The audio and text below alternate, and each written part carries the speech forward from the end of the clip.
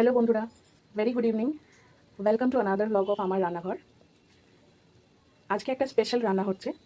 গতকালকে চাইনিজ বানিয়েছিলাম, আজকে একদম পিওর বাঙালি রান্না করছি একটা। এটা কি রান্না করছি আমি এখনই বলবো না, তোমরা গেস করো, কমেন্ট বক্সে জানিও। তো দেখতে পাচ্ছ এটা হচ্ছে বাঁধাকপি। বাঁধাকপি আমি একদম 3 স্লাইস করে কেটে নিয়ে একটু ভাপিয়ে নিচ্ছি। জলে হাফ টিস্পুন মতো নুন দিয়ে বাঁধাকপিটা দিয়ে দিয়েছি। যেহেতু অসময়ে বাঁধাকপি, তাই একটুখানি ভাপিয়ে নিয়ে রান্না করব। একদম পাতলা পাতলা করে, যতটা আমার পক্ষে সম্ভব হয়েছে পাতলা করা আমি কেটেছি। একটু 2-4 মিনিট ভাপিয়ে এটাকে জল ঝরিয়ে রেখে দেবো। এটা কি রান্না হতে পারে কমেন্ট বক্সে আমাকে গেস করে জানাও, দেখি শেষ পর্যন্ত তোমরা ঠিক গেস করেছো কিনা।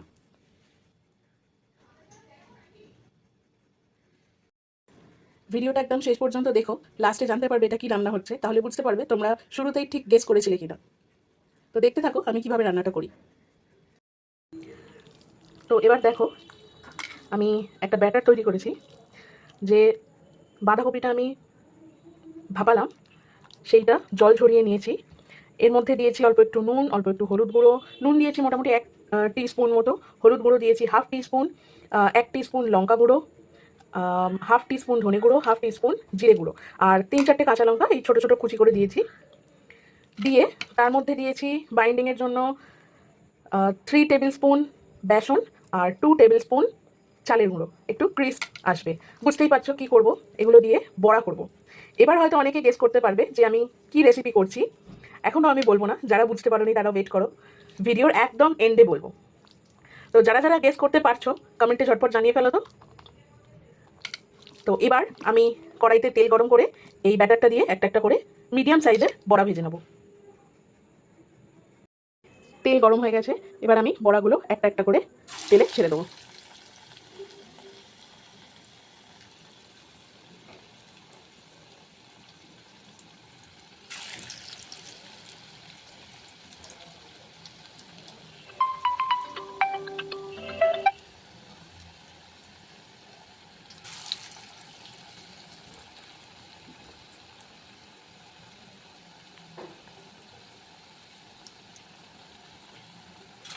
একটু চ্যাপটা চ্যাপটা করে করছি যাতে তাড়াতাড়ি হয়ে যায়। চারটে চারটে করেই করি, না হলে উল্টাতে অসুবিধা হবে।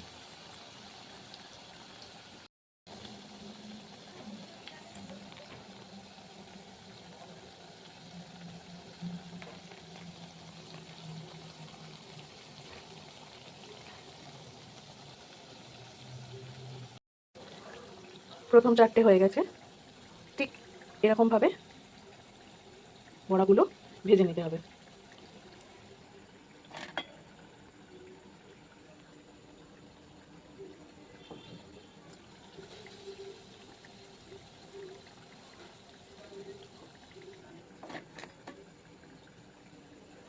এইভাবে আমি প্রতিটা বড়া ভেজে নেব। বড়াগুলো এত সুন্দর, এত ক্রাঞ্চি হয়েছে না, আমি তো ভাজতে ভাজতেই একটা ছাঁটিয়ে দিচ্ছি।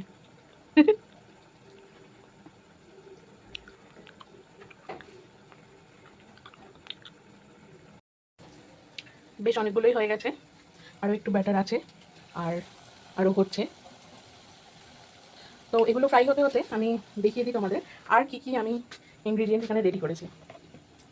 দেখো, আমি একদম থিন স্লাইস করে পেঁয়াজ কেটে নিয়েছি, দুটো ওই ছোটো মিডিয়াম সাইজের পেঁয়াজ আমি এখানে কেটে রেখেছি।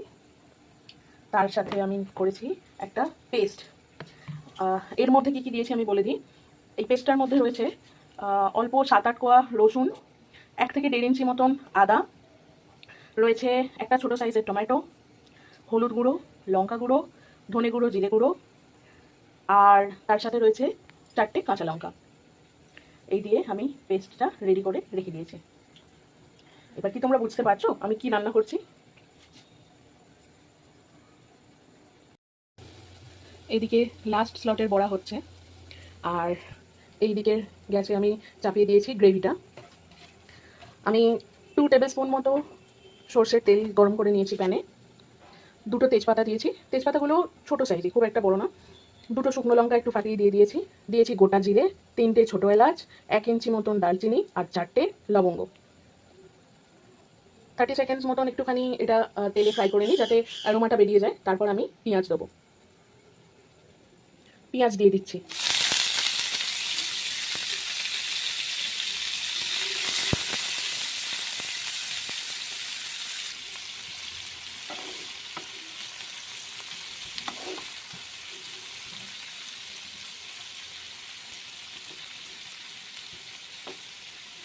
পেঁয়াজটা একটু ভাজা হোক, খুব বেশি একবারে লাল করে ফ্রাই করবো না, হালকা ভাজা ভাজা হয়ে গেলে, হালকা ব্রাউন রং এসে গেলেই আমি যে মিক্সটা করে রেখেছি, মানে আদা রসুন যে বেটে রেখেছি ওটা দিয়ে দেবো।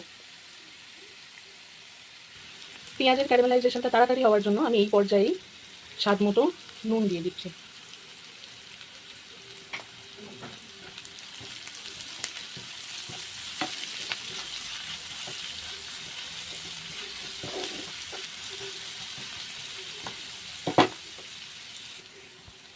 পেঁয়াজটায় বাদামি রং ধরে গেছে, এবার আমি এতে দিয়ে দেবো পেস্টটা।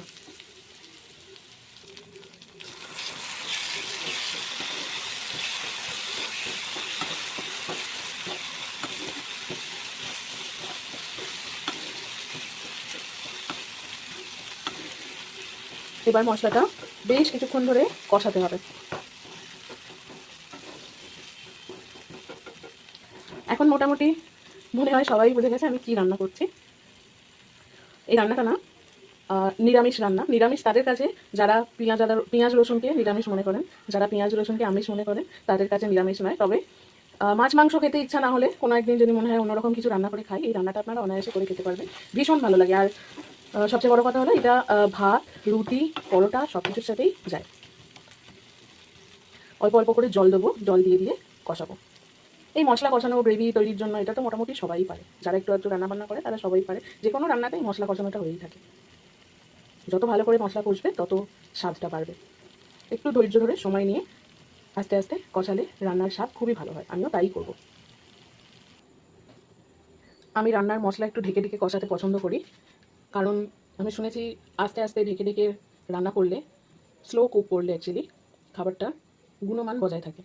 ফাস্ট ফুড যেটা ফাস্ট কুকিং হয় সেটা ভীষণ আনহেলদি হয়। জানি না, যদিও তেল মশলা সবই পড়ছে, কতটা কি হেলদি জানি না, তাও চেষ্টা করি একটু ঢেকে ঢেকে আস্তে আস্তে কষানোর। মশলাটা আমি ভালো করে কষিয়ে নিয়েছি, আবার একটু জল দিলাম, তেল ছেড়ে দিয়েছে, রেডি হয়ে গেছে। আর 1-2 মিনিট একটু কষিয়ে নিয়েই আমি এবার জল দিয়ে দেবো। যার যতটা গ্রেভি রাখার ইচ্ছা সেই অনুযায়ী জল দিতে পারে।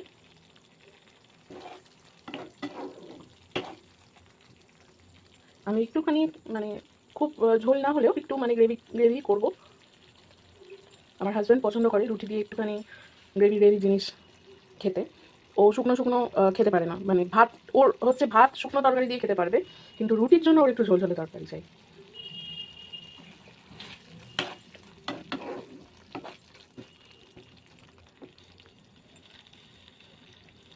এবার আমি জল দিয়ে দেবো।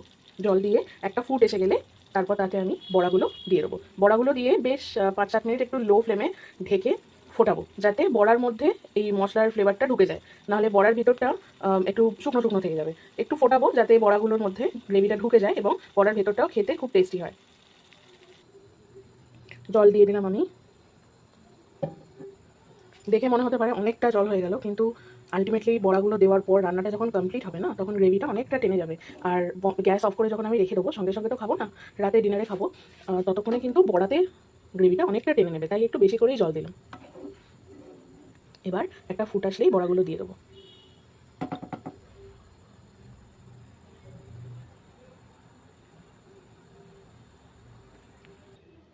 এটা ফুটছে, আমি একটু চিনি দিয়ে দেবো। নিরামিষ রান্নাতে একটু চিনি দিলে ভালো লাগে, অল্প একটু চিনি দিয়ে দেবো। ব্যাস। পিছনে বরফি চেঁচাচ্ছে, সরি ফর দ্য ডিস্টারবেন্স। কিছু করার নেই, ও এত বদমাইশ, ওকে বললেও শুনবে না, চিল্লেই যাবে।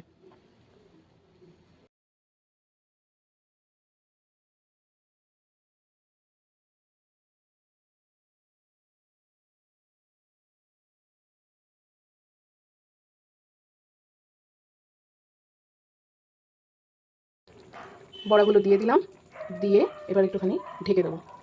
5 মিনিট মতন আমি ঢেকে এটা ফোটাবো। প্রায় 5-7 মিনিট বড়াটা দিয়ে আমি ঢেকে ফুটিয়ে নিয়েছি।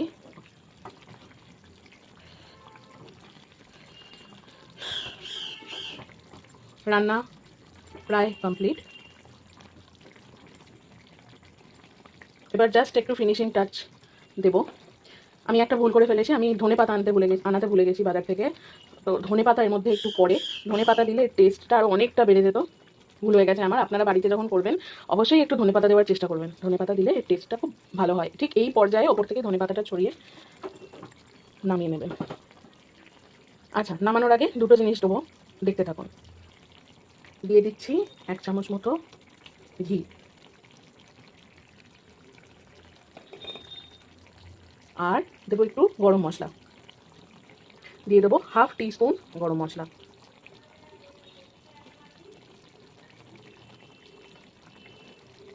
দিয়ে হালকা করে নেড়ে ঢেকে দেবো। ব্যাস। বাবু,